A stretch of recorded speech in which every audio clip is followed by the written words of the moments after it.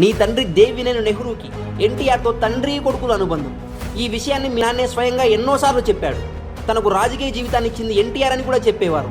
నిన్ను తన రాజకీయ పుట్టినిల్లు లాంటి తెలుగుదేశం పార్టీలో ప్రజానేతగా ఎదిగితే చూడాలని ఆయన చివరి క్షణంలో కలలు కన్నాడు.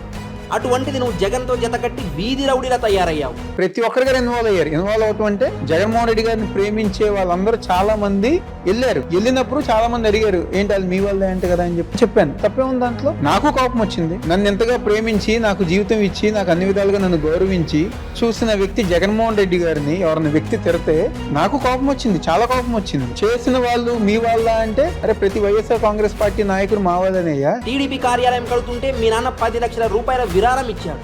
అటువంటి పార్టీ ఆఫీస్ మీదకే రౌడీలను పంపి దాడి చేయించావు. నీ తండ్రి ఆత్మ ఎంత క్షోభించిందో మరి.